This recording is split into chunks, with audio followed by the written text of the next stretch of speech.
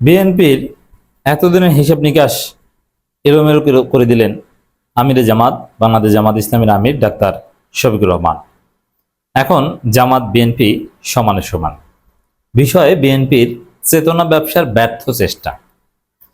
বিএনপির পক্ষে ৭১ চেতনা ব্যবসা করা সম্ভব নয়, এটা হাস্যকর। যেরকম জামাতের পক্ষে নিজেদেরকে মুক্তিযোদ্ধা সাজিয়ে ৭১ চেতনা ব্যবসা করা সম্ভব নয়, এটাও হাস্যকর। কেন? অবাস্তব জিনিস, একদম ফালতু জিনিস। দেখেন, বিএনপি তো মুক্তিযোদ্ধা আছে, জামাত ইসলামী তো মুক্তিযোদ্ধা আছে। বিএনপি তো রাজাকার ছিল, জামাত ইসলামী তো রাজাকার ছিল। বরং বিএনপিতে সাজাপ্রাপ্ত রাজাকার ছিল, সাজাপ্রাপ্ত রাজাকাররা প্রধানমন্ত্রী এবং প্রেসিডেন্ট হয়েছেন, মন্ত্রী হয়েছেন। জামাতে সাজাপ্রাপ্ত কোনো রাজাকার জামাতের কোনো গুরুত্বপূর্ণ পদে ছিল না। এই ক্ষেত্রে আরো জামাত বিএনপির চাইতে সেফ জোনে। কিন্তু বিএনপি এসেছে একমাত্র মুক্তিযুদ্ধের পক্ষের শক্তি সাজতে, যেরকম আওয়ামী লীগ সেজেছিল। এটা বিএনপির পক্ষে কোনোভাবেই সম্ভব নয়। It's আটারলি impossible. বিএনপি বলছে একমাত্র আওয়ামী লীগও নাকি মুক্তিযুদ্ধের বিরুদ্ধে ছিল, স্বাধীনতা চায়নি, স্বাধীনতা চেয়েছে নাকি শুধুমাত্র বিএনপি। কি উদ্ভট কথা! এখন আমিরে জামাত বিএনপির এই চেতনা ব্যবসায় লাল বাতি জ্বালিয়ে দিয়েছেন। কি বলে দেখেন, ৭১ তো বিএনপির জন্মই হয়নি, ৭১ তাদের হয় কিভাবে? চেতনা ব্যবসা মারান। ৭১ আপনাদের জন্ম হয়েছে, আপনাদের জন্ম হয়েছে ৭১ কমপক্ষে ৭ বছর, ৭.৫ বছর বা ৮ বছর পর। তো সেখানে আপনি ৭১ আপনাদের মানে যে আমরা, অথচ আপনাদের দল প্রতিষ্ঠা হয়েছে মুসলিম লীগারদের নিয়ে, যদুমিয়াদের নিয়ে এবং রাজাকারদের নিয়ে, শাহজিজুর রহমানদের নিয়ে। জিয়াউর রহমানের পাশে বসে থাকতেন সবসময় সাজাপ্রাপ্ত রাজাকার শাহজিজুর রহমান। আর আপনারা এসেছেন মুক্তিযোদ্ধা সাজতে। জিয়াউর রহমান মুক্তিযোদ্ধা ছিলেন, সেক্টর কমান্ডার ছিলেন। হ্যাঁ, যদিও অন্যান্য সেক্টর কমান্ডার এবং মুক্তিযুদ্ধকালীন সরকার জিয়াউর রহমানকে রাজাকার মনে করে, কিন্তু এদেশের জনগণ জিয়াউর রহমানকে মুক্তিযোদ্ধাই মনে করে। কিন্তু জিয়াউর রহমান মুক্তিযোদ্ধা ছিলেন সেনাবাহিনী হিসাবে, নট কোনো দলের নেতা হিসাবে। অতএব জিয়াউর রহমানের কোনো ক্রেডিট বিএনপি দাবি করতে পারে না, কারণ জিয়াউর রহমান বিএনপি হিসাবে মুক্তিযুদ্ধ করেন নাই, তখন বিএনপি ছিলই না।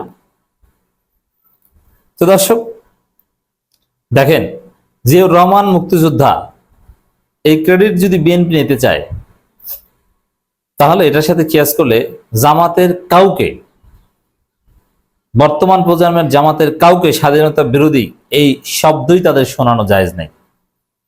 কারণ জিয়াউর রহমান মুক্তিযুদ্ধ করেছেন সেনাবাহিনী হিসাবে, বিএনপি হিসাবে নয়। তিনি বিএনপিতে এসেছেন, এটা নতুন আলাদা হিসাব। ঠিক তদ্রুপ যে জামাতের পূর্বপুরুষরা স্বাধীনতার বিরোধিতা করেছে, তারা পূর্বপুরুষ। কিন্তু বর্তমান জামাতের লোকজন বা বর্তমান আমিরে জামাত ৭১ সালে তিনি জাসদ ছিলেন। অর্থাৎ এই জামাতকে স্বাধীনতা বিরোধী বলাটাই জায়েজ নাই, সমান সমান। এটা হচ্ছে সত্য কথা। তাই আপনারা ৭১ বিএনপির জন্ম হয়নি, আপনারা নিজেদেরকে স্বাধীনতার পক্ষের শক্তি বা মুক্তিযুদ্ধের একমাত্র নেতৃত্ব দানকারী শক্তি কিভাবে বলেন? ইতিহাসের সাথে এভাবে ধর্ষণ করতে গেলে আপনি কঠিন পরিস্থিতিতে পড়বেন। বিশেষ করে মুক্তিযুদ্ধে জিয়াউর রহমানকে এখন স্বাধীনতার স্বপ্নদ্রষ্টা বানানো থেকে শুরু করে স্বাধীনতার ঘোষক, সর্বাধিনায়ক, এগুলো বানানোর চেষ্টা করছে। এমনকি তারেক জিয়া নিজে, শিশু মুক্তিযোদ্ধা তারেক জিয়া নিজে এই কাজ করছেন। যেমন জিয়াউর রহমান একটা বইয়ের রেফারেন্স দিয়ে ২৬শে মার্চ উপলক্ষে আলোচনা সভায় মাননীয় প্রধানমন্ত্রী শিশু মুক্তিযোদ্ধা তারেক রহমান বলেছিলেন যে জিয়াউর রহমান একটা স্বাধীন রাষ্ট্রের স্বপ্ন দেখতেন আগেই, আর মানে স্বাধীনতার স্বপ্নদ্রষ্টা বানাচ্ছেন এখন। এগুলো চলবে না বাংলাদেশ। বিএনপি যদি এটা নিয়ে চালাকি করে, জামাতকে ছোট করে আর বিএনপিকে বড় বানাতে চায়, তাহলে অনিবার্যভাবে এখানে আওয়ামী লীগ প্রতিষ্ঠা হবে। কিভাবে? কিন্তু বাস্তবে আমিরে জামাত যেটা করেছেন, আরে ভাই ৭১ আপনারাও না, আমরাও না, আমরা সবাই স্বাধীন বাংলাদেশের নাগরিক, আমরা জন্মগতভাবে স্বাধীনতার পক্ষের শক্তি। অতএব কি ৭১ পক্ষে বিপক্ষে এটা কোনো ম্যাটার না। এটা হচ্ছে বিএনপির জন্য সেফ জোন। আর বিএনপি যদি নিজেদেরকে মুক্তিযুদ্ধের পক্ষের বলে আর জামাতকে আউট করে, তাহলে এখানে আওয়ামী লীগ প্রতিষ্ঠা হয়ে যায়।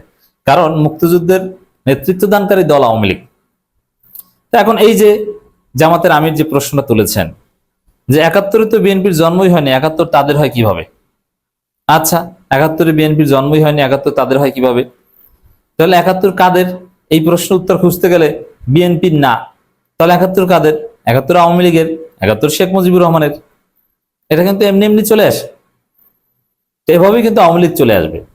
এই জন্য যে কাজটা করতে হবে বিএনপি সরকারকে, মুক্তিযুদ্ধ বিষয়ক তাদের অবস্থান হবে যে সঠিক ইতিহাস, যে এদেশের মুক্তিযুদ্ধের নেতৃত্ব দিয়েছে আওয়ামী লীগ এবং মুক্তিযুদ্ধের all in all Sheikh Mujibur Rahman.